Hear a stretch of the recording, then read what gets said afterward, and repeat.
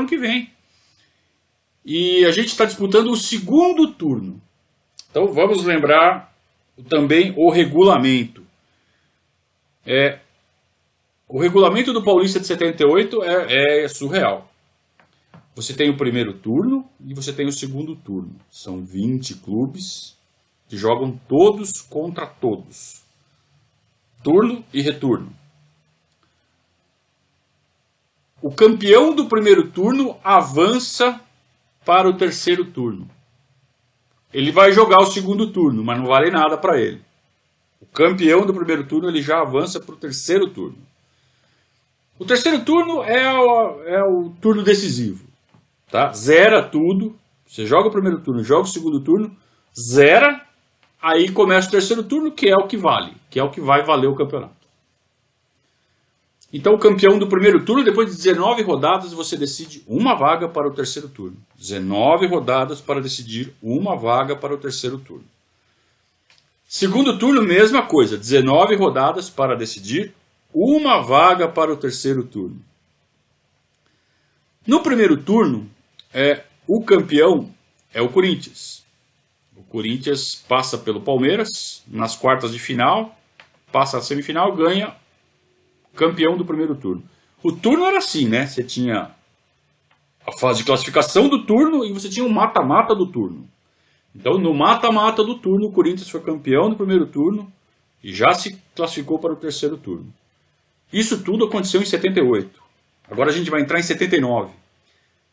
Já se passaram 1, 2, 3, 4, 5, 6, 7 rodadas do segundo turno. Acabou o ano. Começa o segundo turno. Começa o ano na 8ª rodada do segundo turno.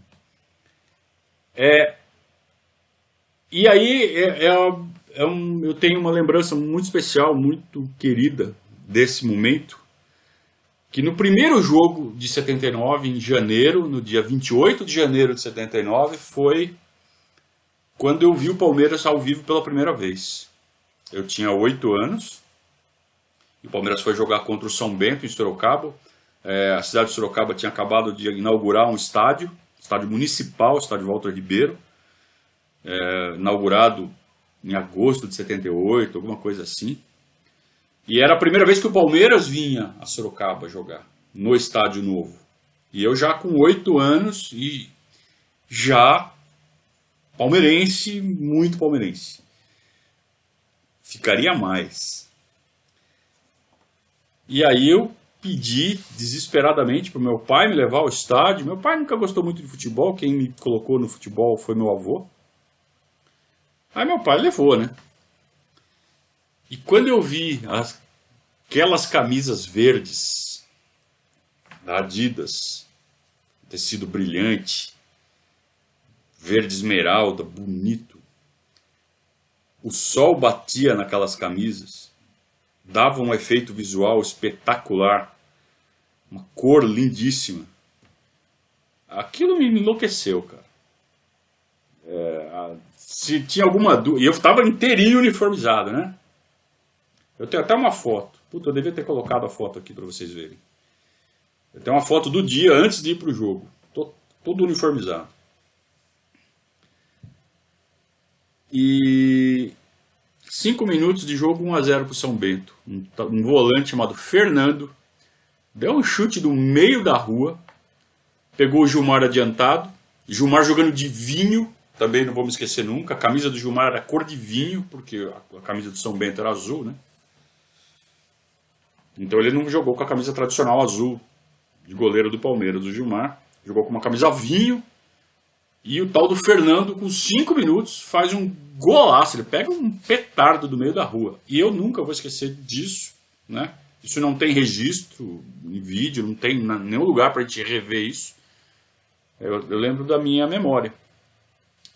E no segundo tempo, também logo no comecinho, então um gol com 5 minutos do primeiro tempo, 1-0. E no segundo tempo, logo no comecinho também, um centroavante do São Bento chamado Pitanga faz um gol de peixinho.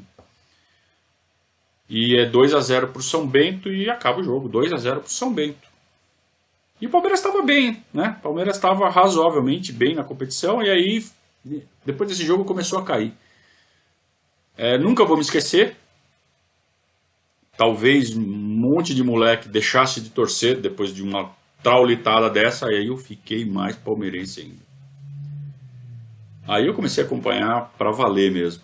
Então, quem viu a semana passada, lembra que eu comecei a acompanhar pelo rádio, sabe? Para pegar o sinal do rádio era difícil, né? Era ondas curtas. Então o sinal vinha tudo cheio de interferência. Era uma aventura para ouvir jogo do Palmeiras.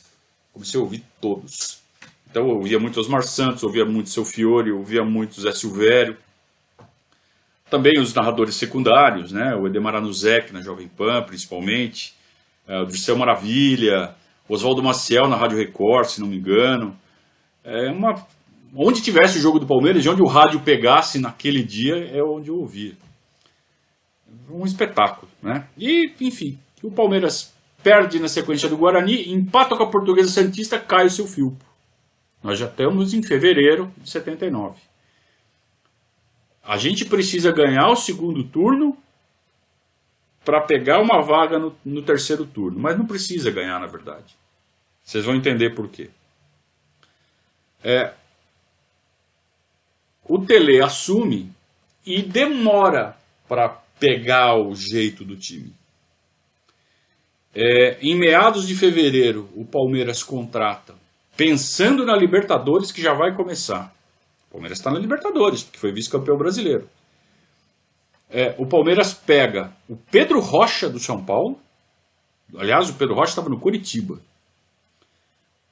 Já tinha saído do São Paulo, tinha feito lá uma temporada no Curitiba. O Palmeiras traz o Pedro Rocha, uruguaio, experiente, para jogar Libertadores, né? E aí vem aquela coisa de ninguém ligava para Libertadores. Ligava sim, ligava. Tanto que trouxe o Pedro Rocha. E trouxe também o Polozzi. O Polozzi, ele chega para pegar o lugar do Alfredo Mostarda, que já estava bem veteranão. Ele tinha voltado do empréstimo para o Santos, né, no início no meados de 78, já não estava naquela, né, exuberância toda. Então o Palmeiras aposta num cara mais promissor, o Polozzi, que inclusive era jogador de seleção brasileira, da Ponte Preta. Palmeiras dispensa o Toninho Vanusa, Palmeiras dispensa o Escurinho. O Escurinho vai para a Inter de Limeira. E o segundo turno do Campeonato Paulista vai rolando e o Palmeiras vai ficando cada vez mais distante da liderança, mas não importa. Por quê? Porque para o terceiro turno é uma festa. Classificam 10 para o terceiro turno.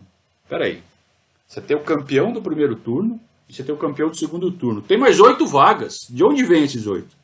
Vocês não vão acreditar. Eu vou explicar. Mas antes de chegar no terceiro turno, o Palmeiras começa a chegar numa fase em que Paulista e Libertadores começam a intercalar os jogos.